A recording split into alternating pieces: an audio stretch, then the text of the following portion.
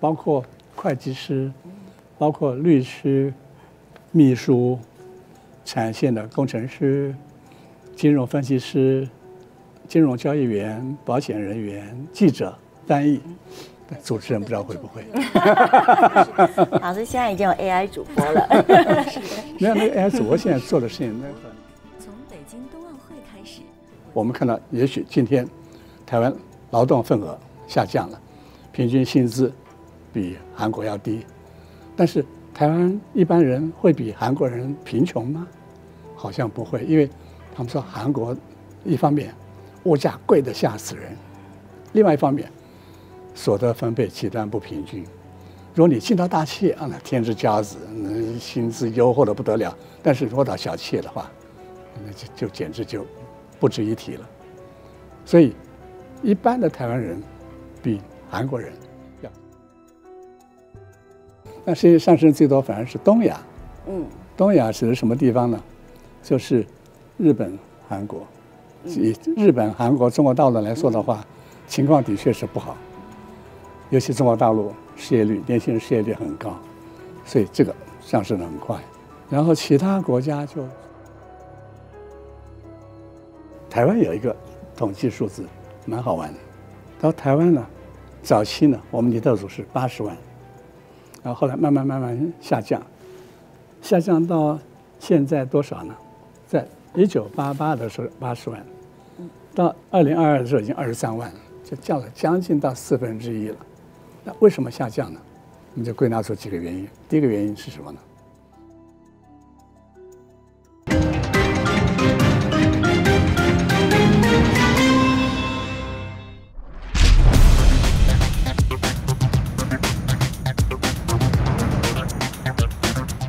？Global labor income share, which is the proportion of total global income that goes to workers, is shrinking.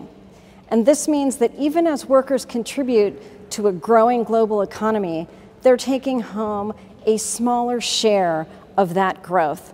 This needs to be changed because it's increasing inequality, which will have a disproportionate effect on working people.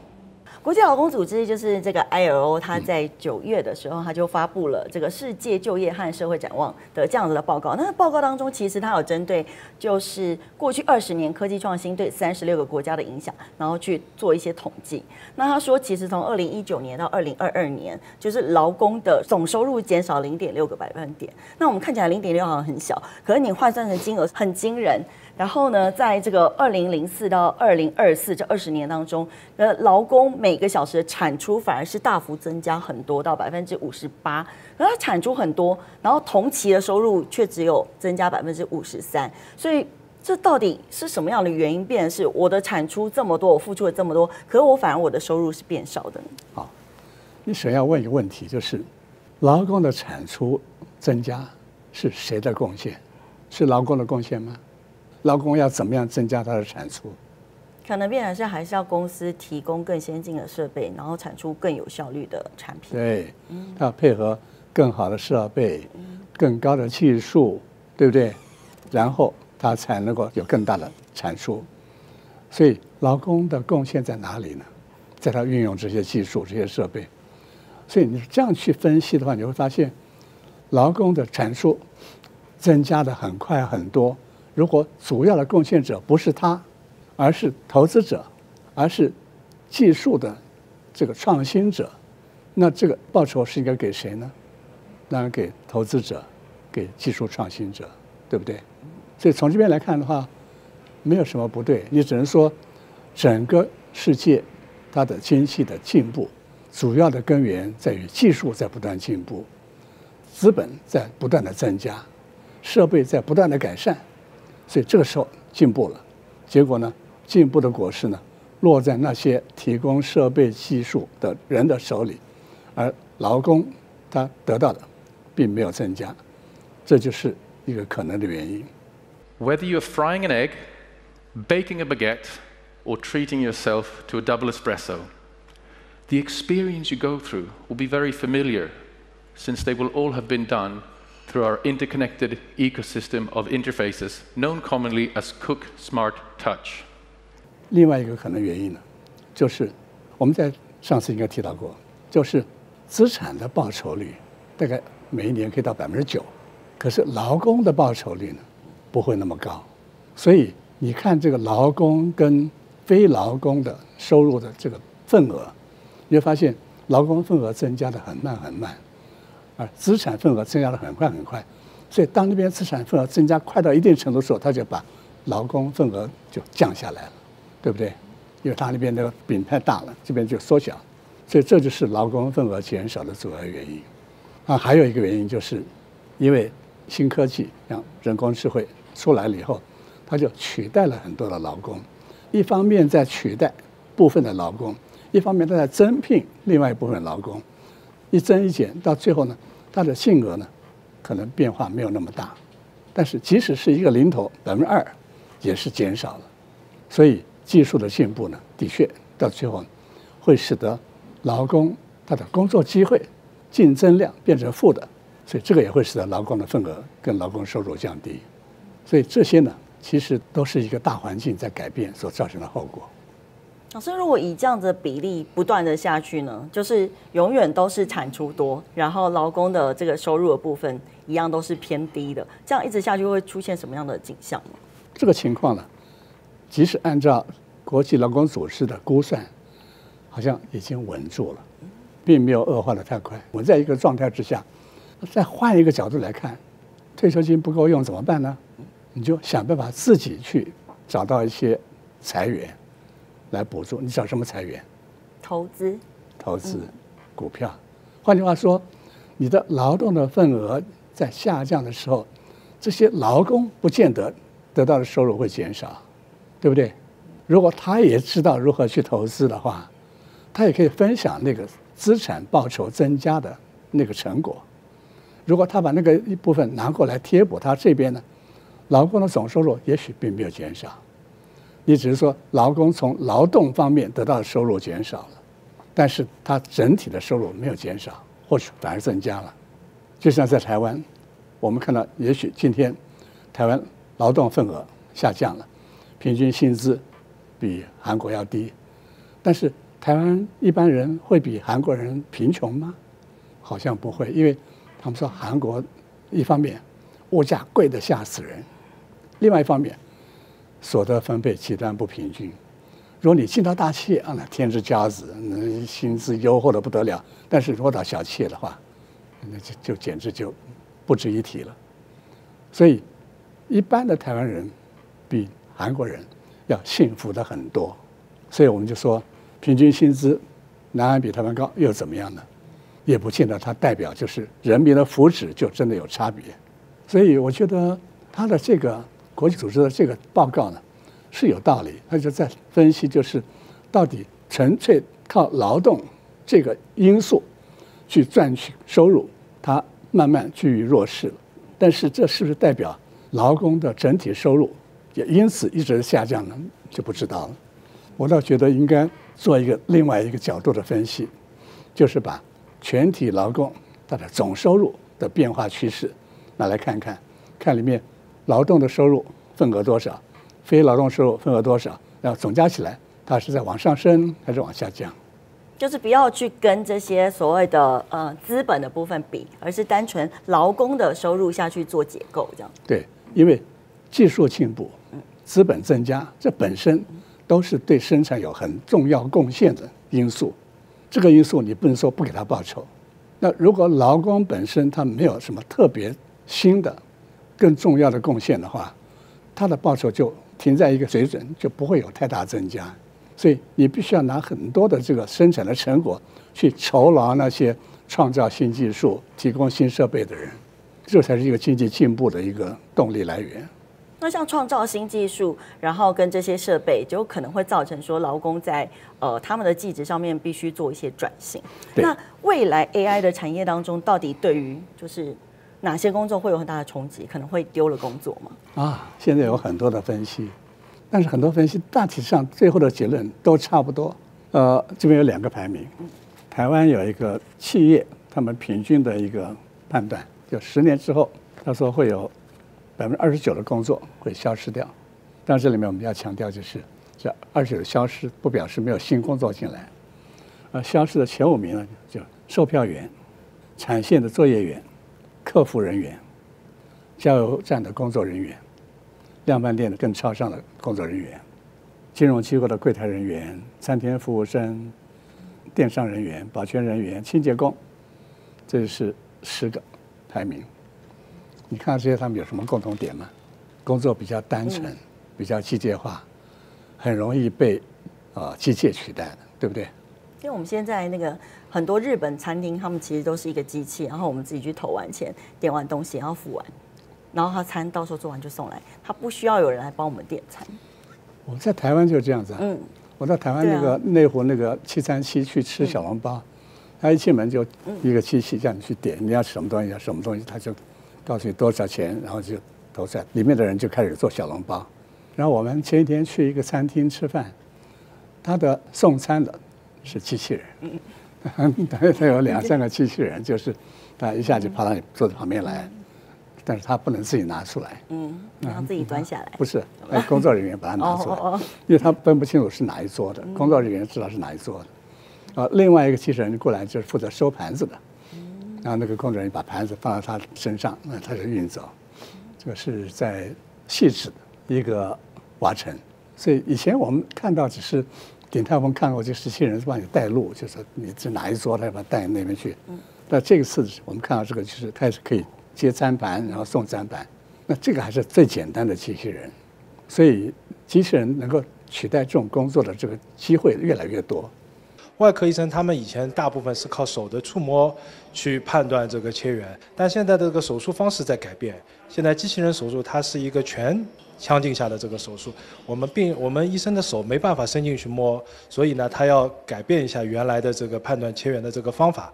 像胃食管結合部的這個腫瘤，食管能多精準的保留1公分，對於後續的手術的安全性、功能的保護就會可能是非常大的一個幫助。尤其最近中國大陸機器人發展的非常快，他們說一個人形的機器人大概只要大概40-50萬台幣就可以買到，它就可以做很多很多的工作，所以將來像這種機械化的工作呢，大概很多都會被取代。那另外一個排名就是包括會計師、包括律師、秘書、產線的工程師、金融分析師、金融交易員、保險人員、記者、翻譯。主持人不知道會不會？老師現在已經有 AI 主播了。沒有，那個 AI 主播現在做的事情那很呆板，對不對？他只是照人家給他錄的東西講一些話，他也不能這樣子跟你談話啊，跟你微笑啊，跟你辯論啊，還沒有做到這一點。所以也許再過20年或者可能會有吧，現在還不知道。因為早上跟家人的時候，我就有聊到說，最近有很多那個就是檢調在辦柯文哲這個案子的時候，有很多的訊息嘛。然後我就說這個部分就是 AI 沒有辦法做，因為這個你必須去跟例如檢察官、檢調人員套交情，然後他願意透露給你什麼樣的訊息，然後你才有辦法寫。所以其實就是不管是調查的記者或者是專題的記者，其實這種還是比較難取代，可能要有一些專業性。對，不是要有一些人際關係。對不對？不是專業性，專業是機器可以做到，但是人際關係它做不到。We have not seen if those technologies can be used correctly in order to produce, for example, a good story, a good piece of content. We still need, as humanity, to have heroes and to have people that we embody somehow and so on. But so this will not change, honestly. What will change is how we produce content and how we distribute and how we consume content, for sure. Attualmente ChatGPT non è in grado di bilanciare una ricetta, quindi per il momento credo che il mio ruolo sia ancora fondamentale nella realizzazione di un gelato. Quello che riusciamo a sfruttare da ChatGPT è soltanto l'idea di un accostamento, poi magari anche lì lavoriamo noi a fare un di più o un di meno rispetto a ciò che ChatGPT ci ha proposto. 所以老師，那未來這些工作的話，應該是說像我們剛剛討論這些容易被取代的工作，他們到底要怎麼樣做會比較能夠跟上這個時代，然後能夠與時俱進呢？因為現在大家最欠缺就是能夠用 AI 的、懂得 AI 的、可以跟 AI 配合的人員。所以你想辦法把自己在 AI 方面的能力、知識、技術不断的充實，你就变成這樣的人了。這樣的人將來就是其火可居。而這個難不難呢？也沒有多難。尤其現在我們的年輕世代，他們是跟着這些資訊一起出生的人，他們对這個根本就是耳熟能詳。所以对他們來說，這個一點都不困難。所以我相信，就是將來就大多數人都會具備這樣的能力。老師，可是這是一個到最後變成一個基礎知識，那到時候他要怎麼樣轉型到他的工作上？因為像服務生，他原本因為現在很多大學大概有90%畢業之後都是從事服務業，可是他這種如果大部分都是低薪的服務業，他要怎麼樣轉呢？也一樣啊，就是他必須要去重新去增加自己這方面的技能。想辦法去提升人際關係，像你剛剛所說的。所以未來大學生其實比較建議他們未來選擇科系跟工作上面的時候，可能要選一些比較有未來性的，或者說他要讓每一個工作本身都具有未来性，对不对？比如說一個記者他將來怎麼樣在 AI 時代能夠生存，他就必須要去思考，就是他要如何利用 AI， 他要怎麼樣跟 AI 競爭 ，AI 的這種機器人記者，他什麼東西是不能做的。他可以做，類似這種，就是他開始現在就要去思考，然後想辦法去充實這方面的技能。The ILO report shows that we actually see a record low of youth unemployment, a 15-year low of 13%, which is an extraordinary finding. However, this is uneven across regions, and women are not benefiting from this recovery to the same extent as young men. 老師講到大學生，其實在這個國際勞工組織，它也有做一個全球的青年就業趨勢的這樣子的報告。那裡頭其實有發現說，COVID-19 的時候跟現在到底這個狀況有沒有恢復？然後還有哪些地區它的比率已經超過了2019年，就是疫情前的那樣的數據？這個是2019和2023年區域劃分的青年失業率。對，你看到就是啊，下降最多的是這兩個地區，一個是中亞跟西亞。中亞跟西亞是什麼地方呢？就是現在“一帶一路”在走那個地方，對不對？然後這邊呢，就是南亞，南亞應該指的是印度這一帶。所以這些地方呢，它的青年失業率降低很多。就表示這些地方呢，它有很多新的工作出現了。像中亞、西亞呢，我相信“一帶一路”貢獻很大。那像印度呢，因為印度現在正在轉變，開始有很多高科技廠，包括是蘋果啦，或者很多電動車都開始轉到印度去。所以印度應該在這方面呢，開始有進步。因為印度是一個長期停滯的國家，它的國家，不論是政府還是人民，都是非常保守僵化。但最近開始看到一些，因為大家都一直拿它跟中國大陸去相比，因為人口它比中國大陸還要多一點，又比它便宜，所以大家都覺得這是一個新大陸。所以很多廠商就想要去，一方面去利用這個市場，一方面呢利用它的廉價勞工，所以慢慢開始增加了。增加其實還不是很多，但是已經跟過去相比已經多很多了，所以這個就顯現在這個地方。तो चिप के और सेमीकंडक्टर के दुनिया में हम जो पॉलिसी लाए हैं उसको बहुत ही स्वागत हो रहा है। करीब करीब सभी इस क्षेत्र के लोग भारत में आने की दिशा में आकर्षित हो रहे हैं और उसके लिए जो बेसिक नीड्स की जरूरत है उसमें हम पूरी तरह तैयार हैं। We are robustly investing in AI in India, and we look forward to doing more. We have several programs in partnership with METI, the Agriculture and Health Ministries, the central and state governments, and we look forward to doing more in India. We have already a large research-based center in India. We plan to grow that.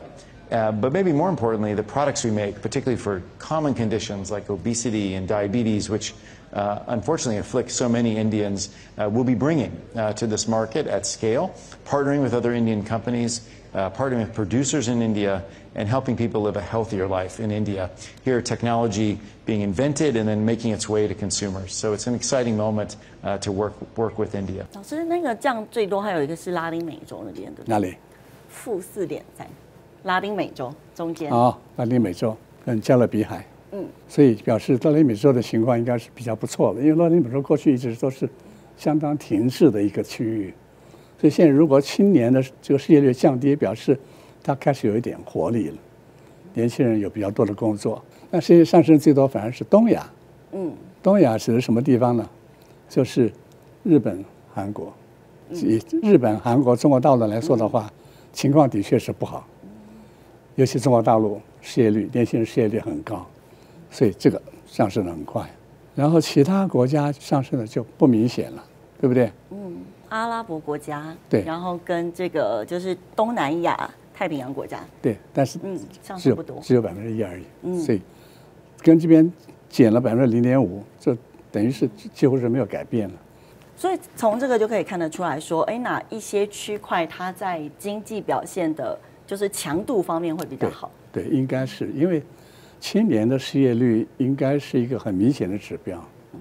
然後老師，他再來是這個，就是青年人體面工作有什麼樣的進展？因為它有分所謂的高收入，對，中高，然後中低，然後低。所以你看到所得越低的國家，它的體面工作的比例就越少。這個是自僱的工作，對，就越多。所以看起來很明顯這個趨勢，對不對？一目了然。對，就只有這個。家庭工作這個部分呢，對，這個部分，你看在高所得國家根本沒有了，他沒有家庭工作了，但是在低所得國家呢，他們有很多這樣的情況，臨時性的工作就都差不多，就無所謂了，因為這個臨時性工作就到處都是了。所以老師，像這樣的趨勢本來就是必然的嘛，就是應該是必然，收入隨着經濟的發展、經濟的進步，它就會。讓越來越多的人，他永久性的工作，然後呢，他這種自僱的工作就越來越少，因為這個社會慢慢工業化、商業化之後，就是整個就企業化，大家都到商場、到工廠去工作了。這種自僱工作其實他都是在自己家裡面做一些手工業啦，或者小農場啦之類的工作，所以他的經濟越發展，他就越往這個上面走。其實現在有所謂的尼特族，尼特族就是不願意工作，然後也不願意接受培訓啊、教育這樣的一群人。那我看他這個勞工組織的報告當中就有提到說，這個比例其實略有下降，從2015年的21.3降到2024年是20.4。那他們認為說未來2年應該都還是會蠻穩定的。可是很特別的是，女性的尼特族竟然是男性的2倍。老師，為什麼會有這樣子的現象？好，我們先說男性女性的差別。對，男性女性的差別在這裡，就是有很多國家呢，它的女性是不工作的。尤其像這種東方社會，你說像台灣啊，到目前為止還是一樣，就是女性的勞動參與率是相對偏低的，男性比較高，而且有很多呢都是決定就結了婚就不工作，所以這種。其實已經進到這個尼特族裡面去了，尤其像日本也是如此啊。日本是結了婚他就 fire 掉了，那情況要更嚴重。所以很多地方就是男族外女族內，所以就使得女性的尼特族就比較偏高一點。我想這個是一個重要的原因。那另外就是所謂尼特族，它其實就是青年失業了，它跟青年失業沒有太大的差別。可是這個數字代表什麼意義呢？台灣有一個統計數字，蠻好玩的。到台灣呢，早期呢，我們尼特族是80萬，然後後來慢慢下降，下降到現在多少呢？在1988的時候80萬，到2022的時候已經23萬，就降了將近到1/4了。那為什麼下降呢？我們就歸納出幾個原因。第一個原因是什麼呢？廣設大學。因為原來大學的窄門太窄了，考聯考什麼都考不進去，就一小部分人能夠進到大學，那剩下人在幹嘛呢？在重考，重考的就是尼特族，對不對？那現在大學呢，從原來只有58個，現在到多少呢？到148個，所以現在是大學招不到學生，而不是有人考不上大學。所以當初要重考大學了，這個尼特族就全部都消失掉了，都進到大學裡去了。所以尼特族就大量減少。這聽起來不知道是好是壞。好，這是一個原因。另外一個原因呢，就是我們的兵役的時間縮短了。你會發現裡面一個漏洞，尼特族是不升學、不就業、不培訓。不培訓。好，當兵算什麼？培訓嗎？沒有啊。哦，不培訓。也不是培訓呢。我們的國家的軍隊培訓是什麼東西呢？沒有，就是數饅頭。啊，對。所以我們把當兵的算是尼特族，所以原來服役都是1年以上的，一直說到4個月，還有很多不用當兵，不當兵就不是尼特族了，他就開始找工作了。啊，這是第二個原因。第三個原因呢，就是少子化。台灣現在的年輕人比90年代少了100萬人，所以你剛剛說我們尼特族從1988到80萬，到現在23萬，如果裡面少了100萬人了，那當然尼特族減少了。這3個原因有哪個是好的原因嗎？沒有一個是好的原因，表示尼特族減少了3%，所以尼特族沒什麼道理。就是一個青年失業的相等的東西，而尼特族的發生呢，其實有一個辦法可以解決，就是培訓。如果你能夠在這群青年當中呢，能夠想辦法加強他的職業技能培訓的話，他只要進到這個培訓機構，他就不是尼特族了。而這個進入職訓技能培訓機構的，他將來出來，他對這社會有貢獻。所以這個部分呢，是我們可以做的。那講到這個青年失業率，其實前陣子到現在，大家還是關注中國的青年失業率的現況是什麼？中國青年失業率呢，它的病因很複雜。我們一直強調，就是中國大陸它目前遭逢到的這個變局啊，是前所未見的。它的出口被美國抵制之後呢，很多它的歐美國家減少，甚至不向中國大陸進口，而出口在過去是它的3駕馬車裡面的重要的一架，是帶動經濟的重要的火車頭。就出口突然之間這部分消失掉了，那跟它相關的就業機會也同時消失了。這是第一個。第二個呢，房地產市場呢，過去有很多就業人，你看台灣現在房地產市場多少從業人員，包括建築的啦，包括銷售的啦，包括設計呀，太多了。你房地產市場突然崩潰了，這些人全部都失業了。這是另外一個。 1到8月份，房地產開發投資是下降10.2%，降幅呢與1到7月份持平。商品房銷售面積下降18%，降幅收窄了0.6個百分點。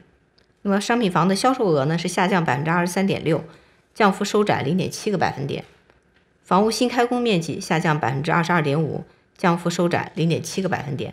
那麼從這些變化來看呢，當前的房地產市場仍繼續處於這個調整中。除此之外呢，應該還有一個原因，就是它的政府對於某些部分開始嚴管，比如說原來那些阿里巴巴啦、騰訊啦，他們都有一些這個網絡的這個市場被政府管制了。被政府管制之後呢，這個部分原來有很多年輕人在裡面就業，他覺得主要是年輕人，因為年紀大的人不會在這個行業裡面，這些人突然失業了。還有一個就是補習教育，我們知道補習教育在一個升學考試激烈的地方呢，那補習教育是非常興盛的，這個地方也被政府管制了，那這些補習教育的人員哪裡去呢？所以這些部分加在一起，就造成一個青年嚴重失業的現象。但是這些因素能夠去掉嗎？我覺得後面2項的政府管制，說不定他們如果放手的話。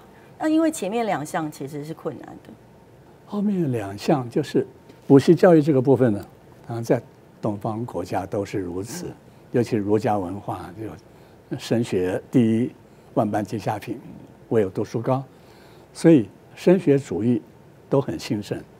在這個時候呢，家長就想盡辦法要提高他的競爭力，所以補習教育就出來了。但是補習教育本身好還不好呢？它其實是一個不公平的做法，對不對？它會讓有錢人家的子弟得到優勢，而貧窮家的子弟呢，他沒辦法補習，所以這也不是一個好現象。所以該進不該進呢？可是就像老師說，應該是回歸市場機制，不應該有政府去管制，不是嗎？那只会讓市场更扭曲。市场机制就会使得有錢人的小孩就可以上好學校，窮人家子弟就永遠趴在地上。這就是資本主義本來的這最壞的一面，所以難講，信不信其實都有道理。那至於說網絡這個部分呢，那就是他政府的政策問題了。台灣好像沒有發生這樣的現象，因為台灣這個市場不發達。那至於房市啦，或者歐美國家的這個進口的抵制啊，這個是無能為力的事情。所以今年的失業呢，我們看到之後，我覺得應該是哀矜而勿喜，這是一個很悲慘的現象。這個現象不是誰的過失，這個現象呢，事實上是這個大環境的突變造成。但是習近平呢，他已經說了，幫助青年就業是重中之重。他願意說這樣的話已經不錯了，但是能夠達到什麼效果就很難講了。最近詐騙集團相當猖獗，中天財經頻道、全球震驚週報在此特別聲明，無論是頻道、節目，或者是來上節目的教授們，絕對沒有在臉書或者是 LINE 開設投資的群組，請大家不要受騙上當。極端氣候衝擊全球經濟之外，紫外線也容易對肌膚造成傷害，所以保濕和防曬工作馬虎不得。請多多支持中天自有品牌 KS 抗光清爽高防曬凝露。一起看完40秒廣告哦。朋友都知道我是很挑剔的，防曬乳我選 KS 皇家呵護抗光清爽高防曬凝露，因為它有媲美藍光神盾的皂質萃，保護我在陽光下延緩肌膚老化，維持青春彈力，可以防禦工作環境裡的3C 商品各種光源對肌膚的傷害，擦起來清爽不黏膩。我特別喜歡它做到海洋友善。365天，天天抗光抗老化，是我的保養日常。你呢？呵護您，呵護全家人，專屬你的 KS Royal Care 抗光清爽高防曬凝露。